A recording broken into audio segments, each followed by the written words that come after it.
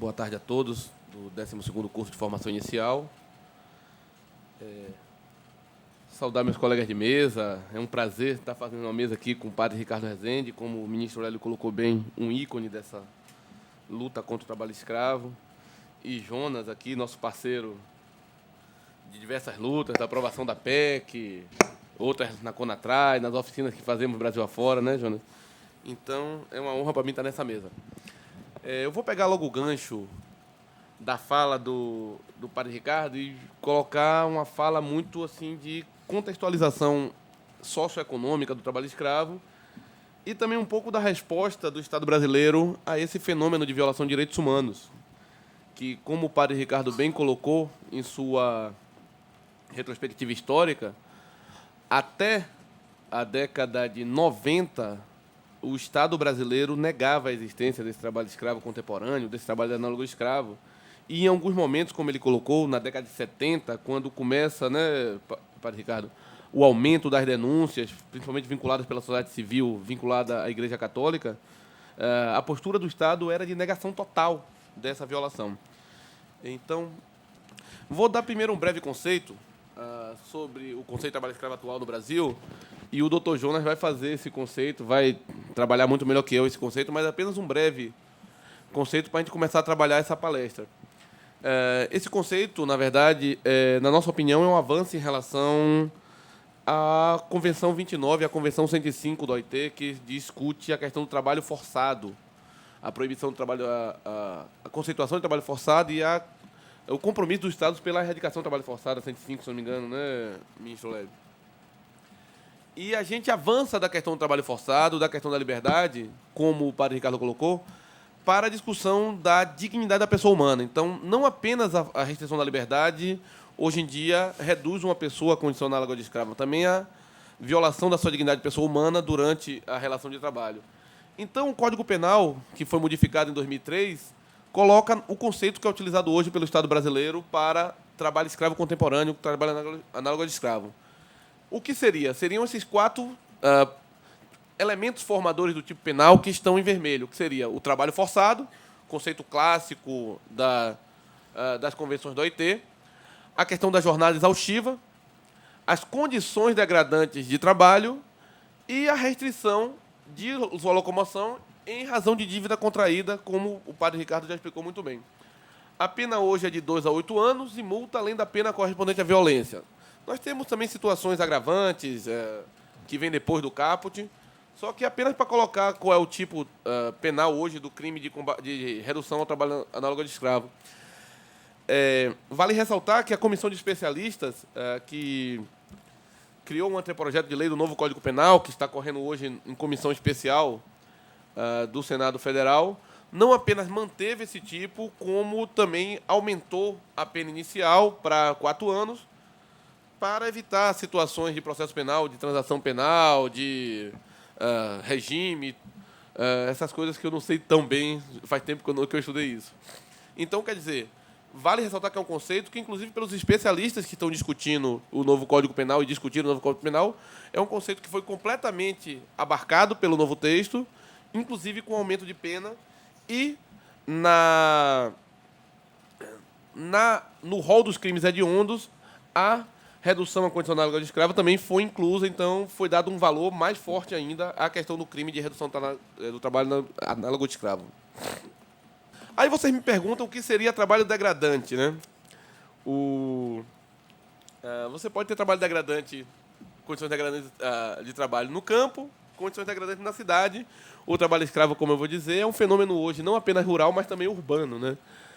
Então, eu tinha um professor na faculdade, logo quando eu era calouro, cheguei com 17 anos, 18 anos incompletos na faculdade de Direito, e a gente tinha um professor de Teoria Geral do Estado, Direito Constitucional, saudoso Arques Tourinho, faz muita falta hoje, que a primeira prova dele, um menino de 18 anos da faculdade, ele chegava assim, dava uma folha de papel almaço, aquela que você divide e faz 4 laudas, e falava, explique o bicameralismo. E aí você tinha que se virar, né? Então, se o saudoso professor Arques hoje me fizesse uma questão, explique condições degradantes de trabalho, eu colocaria essa foto e eu acho que eu tiraria uma nota boa, né? Olha o que é que tem na foto. O cara trabalha na roça de juquira, retirada de raiz e tudo, e está descalço, né? A mão toda machucada pelo uso de defensivos sem equipamentos de proteção.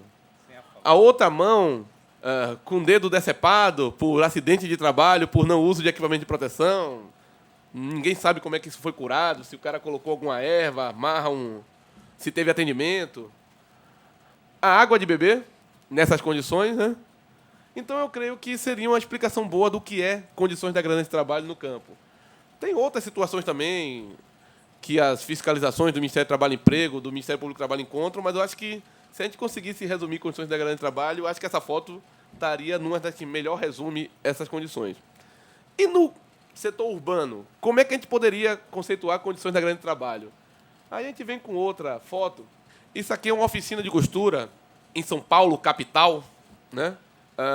Vamos ver o que é que cria a condição degradante de trabalho urbano. Você tem uma máquina de costura, do lado você tem um beliche, ou seja, o local de trabalho é o local de descanso dessa pessoa. Vai lá saber se enquanto a pessoa descansa, a outra trabalha. O sistema da cama quente, né? Você tem... Eu ainda não sei direito se é uma pessoa dormindo ou se é só o cobertor, né? Mas, assim, uma janela que foi tapada com tapume para evitar que entre luz, vento, tudo.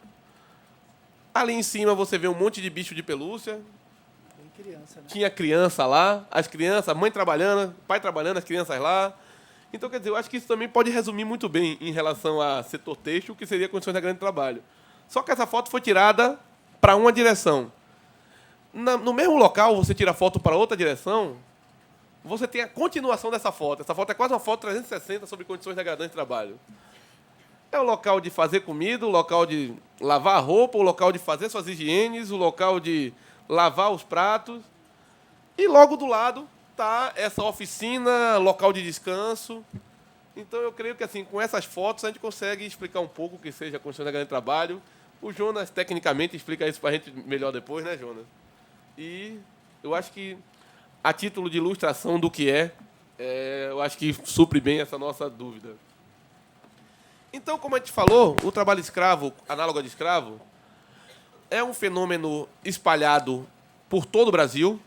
O trabalho escravo é verificado, já foram encontrados trabalhadores em situação análoga de escrava em praticamente todos os estados da federação. Eu creio que 1 ou 2 no máximo, se já não tiver libertações. E podemos dizer que esse fenômeno não é um fenômeno apenas do Estado brasileiro, do Brasil, é um fenômeno mundial. A diferença é que, devido a toda uma luta da sociedade civil, de servidores dentro da máquina do Estado, o Estado brasileiro assumiu a existência e hoje empreende meios para combatê-lo. É verificado tanto nas relações de trabalho rurais quanto nas relações de trabalho urbanas. Ela é integrada com outros setores da economia, ou seja, o trabalho escravo não se resume apenas ao local onde é explorado, como, por exemplo, uma fazenda de algodão. Esse trabalho escravo na fazenda de algodão vai para uma trader, vai para um têxtil e acaba, na verdade, mais próximo de nós do que nós imaginamos. Ele é concentrado, não vou dizer que só existe, mas ele é concentrado em atividades que demandam mão de obra intensiva e mão de obra não qualificada. Quando eu falo esse conceito não qualificado, eu não vou negar que, por exemplo, um cortador de cana não é qualificado. Muito pelo contrário, ele é muito mais qualificado do que muitos de nós aqui. Eu creio que é muito difícil, até se você pegar um atleta de elite hoje, conseguir fazer o que esses cortadores de canas fazem no período de um dia. E ainda levanta para outro dia, levanta para outro dia, levanta para outro dia e termina a safra. Mas não qualificado no sentido de qualificação para o trabalho. Você tem atividades, por exemplo, que é derrubada de mata, forno de carvão, roça de juquira, arrancar toco, né? Arrancar erva daninha no pasto. Então, você tem uma atividade que não é tão... não necessita, né? Braçal, né? E mão de obra intensiva. E o trabalho escravo, enquanto crime, também interage com outros tipos de infração. Por exemplo, no setor urbano, você tem a questão do tráfico internacional de pessoas. Você encontra muitos bolivianos, peruanos, haitianos na rota da escravidão.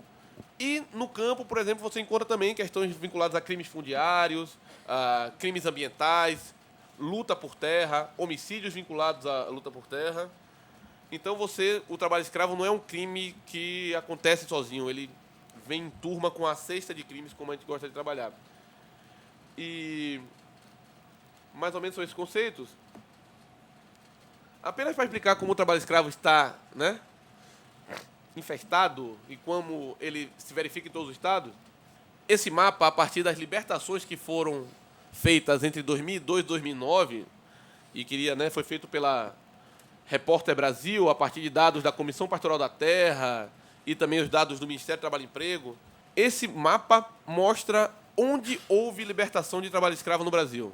Todo município onde tem alguma corzinha clara, né, ou mais escura, houve uma operação de libertação.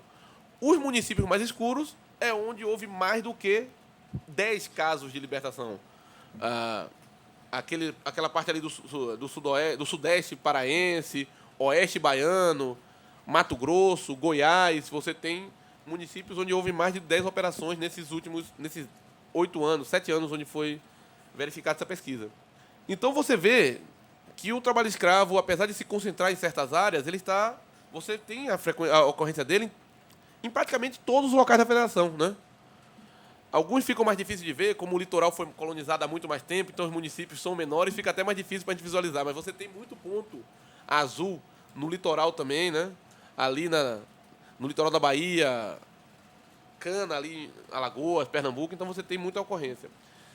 Quando você compara isso com o perfil do trabalhador libertado, esse mapa diz qual é o município de nascimento desses libertados durante esse mesmo período. E você comparando, se você fizer uma análise um pouco mais profunda e comparar isso com os dados do Índice de Desenvolvimento Humano, educação, saúde, né, condições de trabalho, você vê que esse mapa é muito parecido com o mapa do IDH. Os municípios que têm menos desenvolvimento humano são normalmente os municípios que estão mais escuros, né, nesse mapa. E aquela parte onde está mais escura ali seria o Maranhão, a parte do Piauí, né, onde é um dos lugares onde desemprego para a juventude se encontra mais alto. Se verifica até 40%, 50% de desemprego e subemprego entre população jovem nesses locais. A gente poderia dizer que era o pior lugar do mundo para um jovem conseguir emprego, mas hoje a Europa está pior, né, em alguns lugares. Esses países subdesenvolvidos são fogo. Então, você tem aqui também ali o Mato Grosso do Sul, onde você verifica a situação indígena, né, a área ali de Dourados, o Guarani-Kaiowá, que não tem condições com a pressão da grande agricultura sobre as áreas indígenas, eles não têm condições de subsistência em suas áreas, são muito pequenas, então eles também são vítimas em potencial. Inclusive, Jonas, lá em Naviraí foram 800, né? O Jonas participou da operação há pouco tempo em Naviraí, onde foram resgatados 800 trabalhadores, cerca de 500, se não me engano, eram indígenas, que para tentar manter sua vida tiveram que entrar no rol da escravidão. Então, quando você compara uma com a outra, quando compara uma com a outra, você vê também outra coisa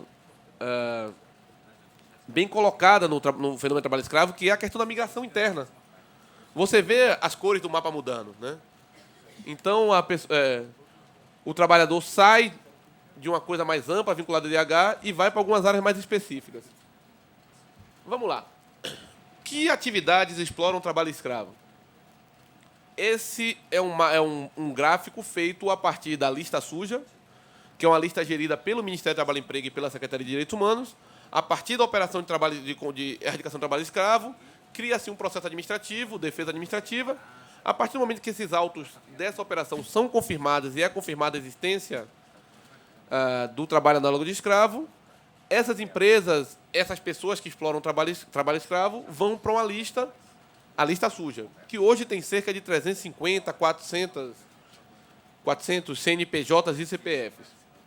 E a partir dessa lista, logicamente, a operação, você tem a questão do ramo de atividade econômica que essa empresa, essa pessoa participa, você tem essa seguinte divisão por atividade econômica.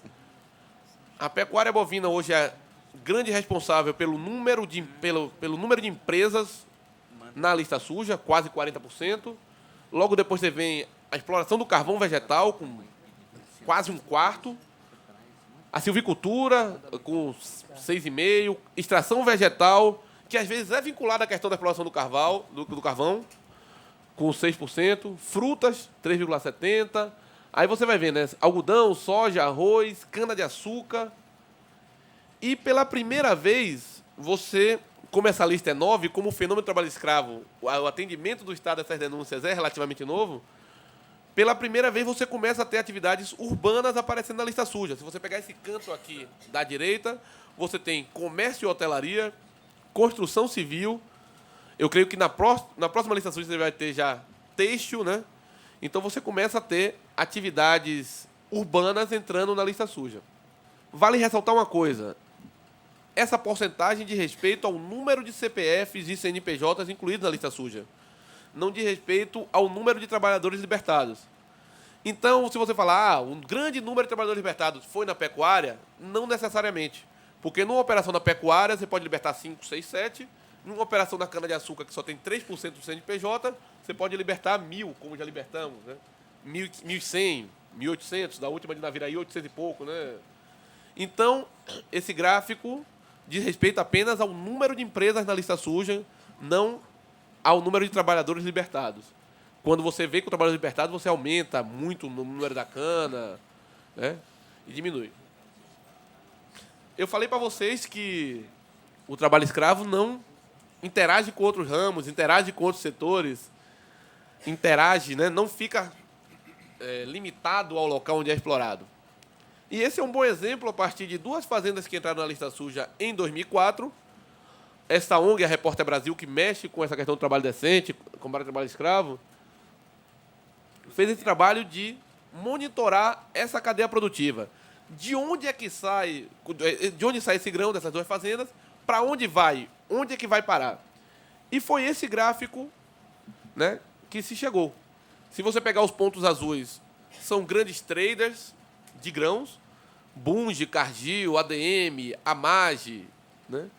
Os pontos pretos são países para onde esses grãos são exportados, e os pontos amarelos são como esses grãos chegam no varejo.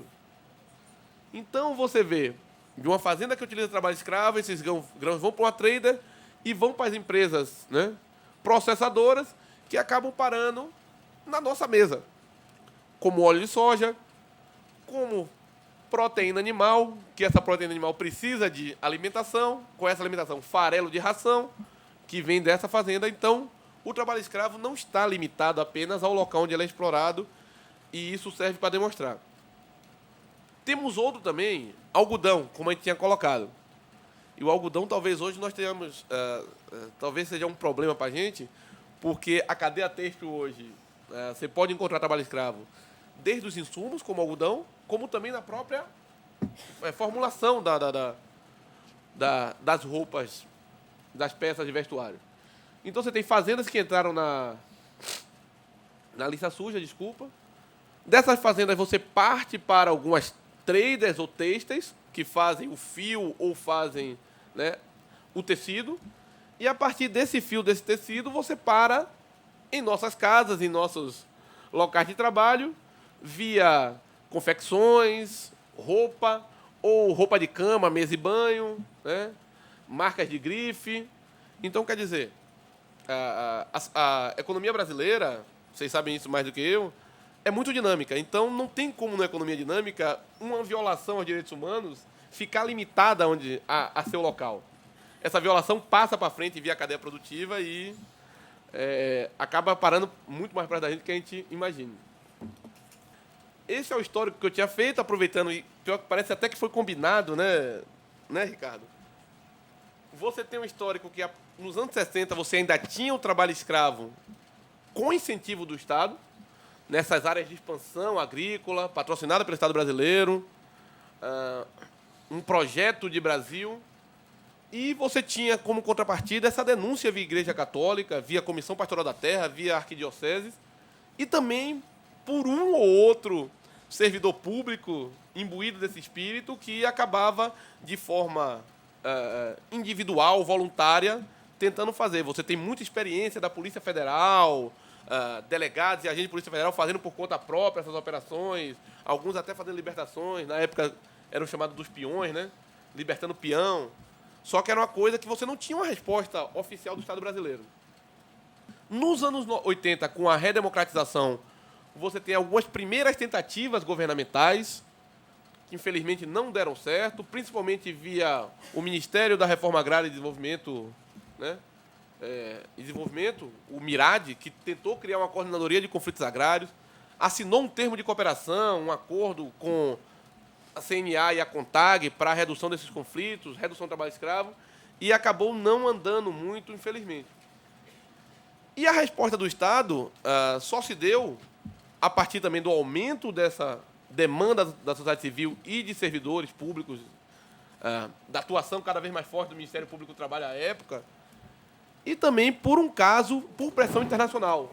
Um caso paradigmático para a gente, que é o caso Zé Pereira. Zé Pereira era um trabalhador que foi para uma fazenda no Pará, Fazenda Espírito Santo. Quando viu, estava na rede da escravidão, aprisionado por dívida, tentou fugir, ele e um colega, o colega foi assassinado e ele teve que se fingir de morto para conseguir fugir. Conseguiu fugir, chegou, né, houve a denúncia, o inquérito não andou, e 5 anos depois, a CEGIL, o Centro de Justiça e Direito Internacional, e a Comissão Pastoral da Terra fizeram uma petição à Comissão Interamericana de Direitos Humanos e levaram esse caso para o âmbito da Justiça Internacional, para o sistema OEA. E, para evitar uma condenação praticamente certa, o Estado brasileiro, como tratativa para um acordo de solução amistosa, que é um formato que se tem no sistema OEA, que foi assinado em 2003, o Brasil assumiu a existência do trabalho escravo ainda no governo Fernando Henrique e se comprometeu a empreender esforços para erradicá-lo. Esse acordo foi assinado em 2003, e 2003 é um ano interessante, porque foi um ano onde foi criada a CONATRAI, um ano onde foi lançado o primeiro Plano Nacional para a Erradicação do Trabalho Escravo, dentro desses frutos, essa mudança, inclusive, do artigo 149. Já em 95 foi criado o Grupo Especial de Fiscalização Móvel, podemos dizer já que é uma política de Estado. O Grupo Especial de Fiscalização Móvel hoje está no seu 5º mandato presidencial, está no seu 3º presidente, presidentes de partidos que não são, digamos, ideologicamente alinhados, mas tanto Fernando Henrique, quanto Lula, quanto hoje a presidenta Dilma, tem o combate ao trabalho escravo como prioridade e o Grupo Móvel tem independência e autonomia para atuar desde 95.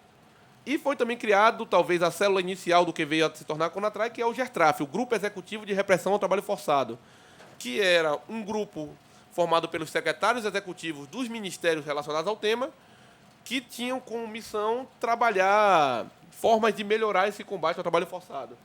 Já no ano 2000, a partir de uma avaliação desse combate que já tinha 7, 8 anos, e também da chegada ao governo federal, não diremos ao poder, ao governo federal, de um partido vinculado com as causas tanto da Igreja Católica quanto com dos trabalhadores, você teve um avanço nessa política, né? A elaboração de um plano nacional, a sugestão de um órgão colegiado sobre o tema e a criação da CONATRAI, que ano que vem faz 10 anos. Para finalizar, a CONATRAI hoje está vinculada à Secretaria de Direitos Humanos da Presidência da República, e essa é uma discussão que tem que ser colocada, porque é na Secretaria de Direitos Humanos e não no Ministério do Trabalho, por exemplo, porque entendemos que, ao violar a dignidade da pessoa humana, o trabalho escravo tem que ser tratado de forma transversal, não deve ser levado apenas no âmbito trabalhista, é um âmbito de direitos humanos, e, por isso, na Secretaria, que tem um espaço de articulação transversal, como é a sua missão, essa comissão acaba trabalhando de forma mais ativa.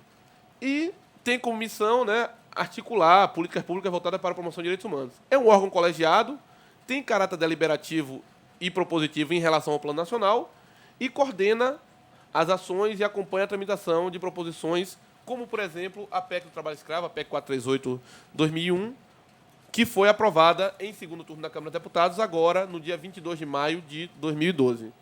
Para finalizar, um breve histórico da CONATRAI, esse material está entregue a vocês em virtual, a gente preferiu não trazer em papel, até para economizar, né? A gente pode voltar no debate. E estamos em processo de reestruturação, Já estamos na segunda versão do plano, que é a versão de 2008, já a partir da avaliação desse primeiro plano, e que nós temos como resultados, né, ações, e aí essa eu tenho que colocar, ministra, eu vou pedir até só para finalizar, que são oficinas sobre trabalho escravo que nós fazemos em tribunais regionais do trabalho, que digamos que são a célula inicial do que hoje veio a ser esse acordo de cooperação entre a Secretaria de Direitos Humanos e a Escola Nacional da Magistratura Trabalhista, que é uma forma de nós levarmos o trabalho escravo a todos os locais onde esse trabalho escravo é discutido e todos os órgãos que têm como especificidade, como objetivo, combater o trabalho escravo. Nós começamos rodando tribunais de forma voluntária, alguns juízes que se colocam voluntariamente para rodar esses tribunais. Já rodamos cerca de 20 tribunais dos 24, realizamos 27 oficinas, e alguns tribunais fizemos mais do que um. E, a partir disso, surgiu a proposta. Nós viemos aqui, trouxemos essa proposta da Secretaria de Direitos Humanos, já à época já era o ministro Aloísio, e isso desagou nessa acordo de cooperação. Nós hoje temos um acordo para trabalhar conjuntamente na erradicação do trabalho escravo, que veio também desaguar nessa palestra inicial, que espero que vocês tenham gostado, da ministra Maria do Rosário, na abertura do evento. São algumas ações que nós fizemos nos últimos anos, a gente pode falar do balanço depois, e como 2012, como os grandes marcos da CONATRAI, nós temos essa assinatura desse acordo. Para nós se transforma numa política de Estado, né, a formação inicial e continuada dos magistrados de trabalho, e também a aprovação da PEC, que estava parada há 8 anos na Câmara dos Deputados para votação em segundo turno, não estava correndo comissão, estava pronta para votar e ficou parada há 8 anos. E depois de muita mobilização, nós conseguimos aprovar, sem acordo com setores vinculados à bancada ruralista, como é dita, nós conseguimos, mesmo sem acordo, aprovar com mais do que o necessário para os votos. E hoje, agora, estamos no Senado de novo, tentando aprovar essa PEC agora, para ver se a gente consegue, ainda em 2012, 2013, ter essa ferramenta que é a expropriação de imóveis onde foi encontrado trabalho escravo. Basicamente é isso, espero ter ajudado, e estou aberto para a volta dos debates, né, ministro Lélio, para ajudar no que for possível nessa formação de vocês. Muito obrigado.